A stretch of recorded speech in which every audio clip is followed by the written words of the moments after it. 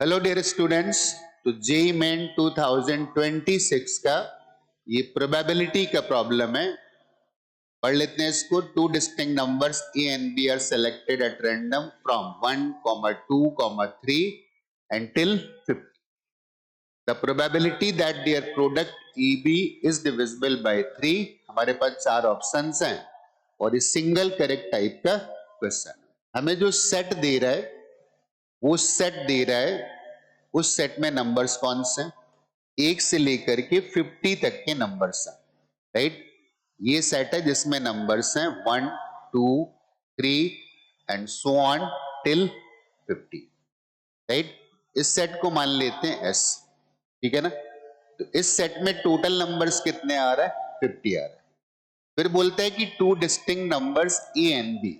तो जैसे उसने ये सवाल पूछा ना, एक होता है कि सवाल सही कर लेते हैं, उसका रास्ता चूजते हैं, लेकिन मुझे ऐसा लगता है कि नहीं, सवाल गलत करने के बहुत सारे रास्ते बनाए जाते हैं।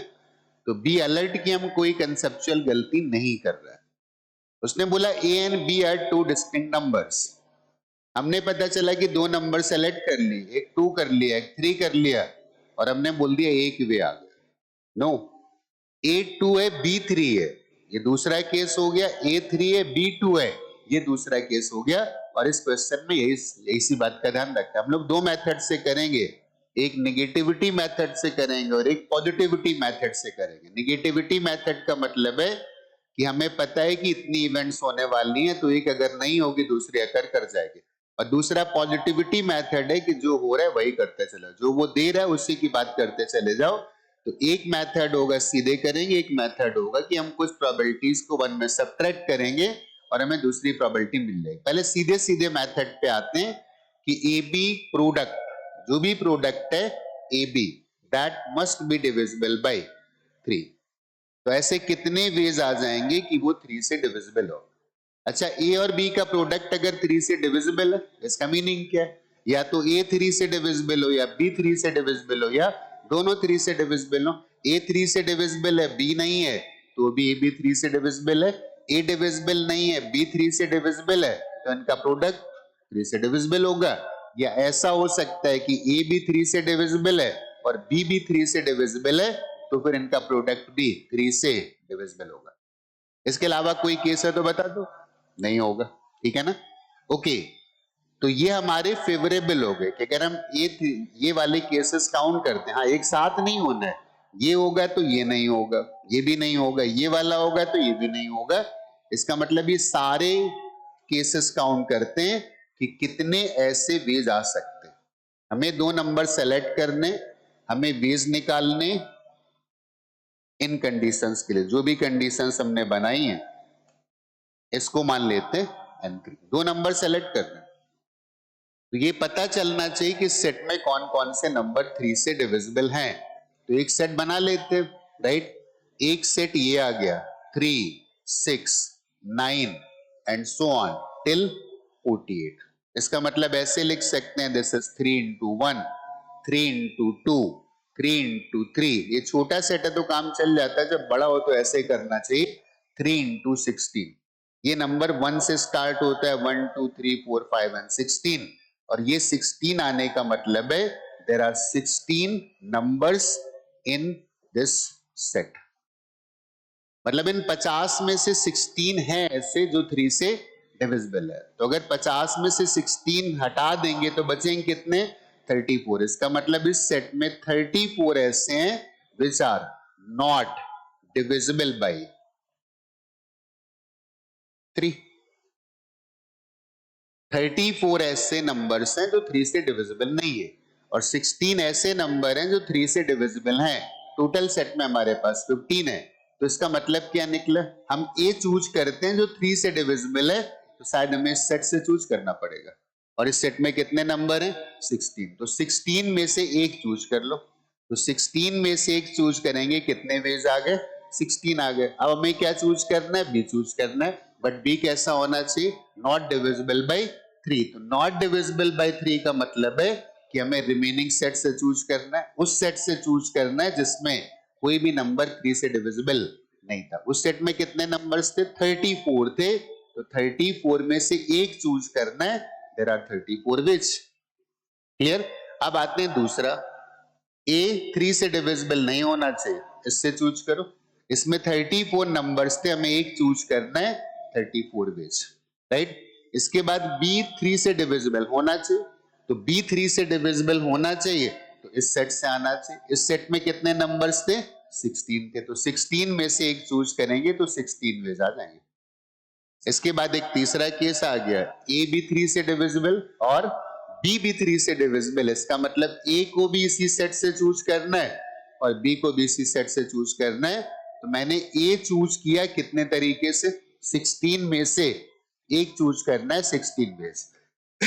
लेकिन तब इस बात का ध्यान रखना है कि दोनों डिस्टिंक्ट है, और दोनों डिस्टिंक्ट होने का मतलब अब जो चूज कर चुके हो वो दोबारा नहीं आना चाहिए। इसका मतलब बी के लिए हमारे पास केवल 3 ऑप्शंस बचे, तो 15 में से कोई एक चूज कर लो, इतना।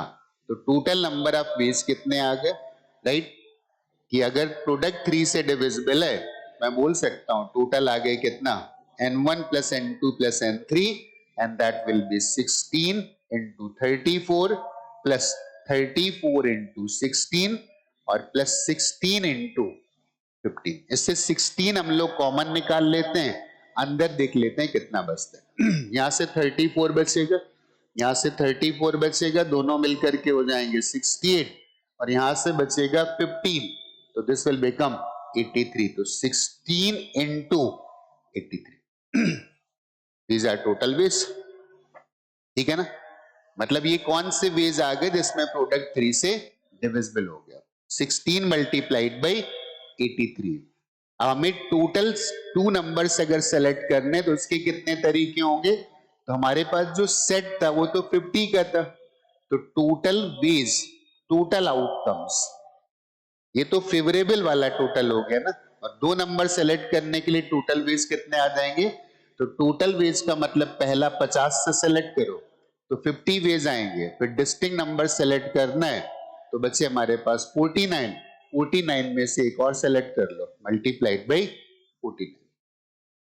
2 नंबर सेलेक्ट करने के टोटल वेज हैं और 2 नंबर सेलेक्ट करने के ये वो वेज लिखे हुए हैं कि मल्टीप्लीकेशन 3 से डिविजिबल हो।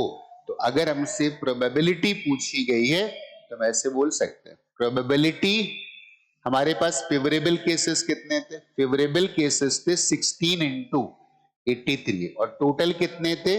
15 इंटू 49। इसमें से कुछ कैंसिलेशन कर लेते हैं तो this will be 8 and this will be 25। तो 8 से मल्टीप्लाई करेंगे 664 और इसको मल्टीप्लाई करेंगे तो दिस विल बी, इसमें 25 को 50 बार अगर मल्टीप्लाई करेंगे तो आएगा 1250, उसमें एक कम है जिसका मतलब 1225। 664 divided by 1225, it means second option is correct.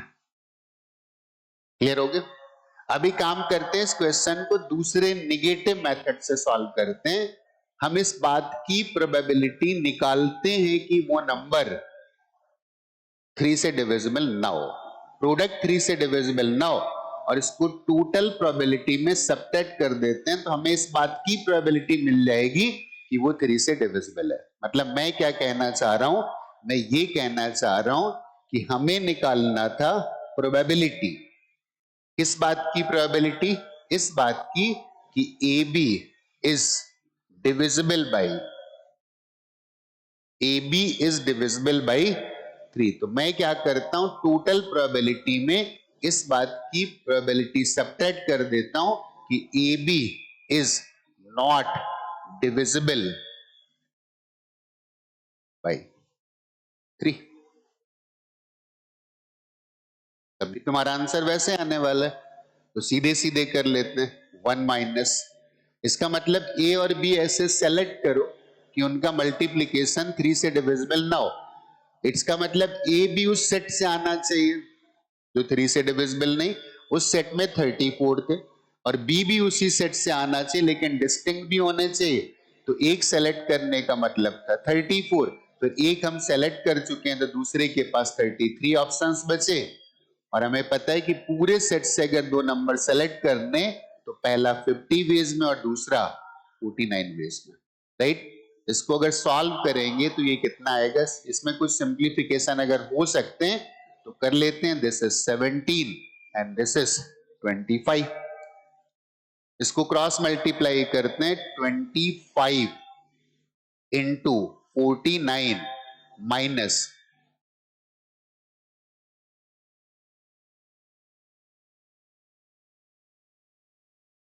561, सही लिखा हुआ।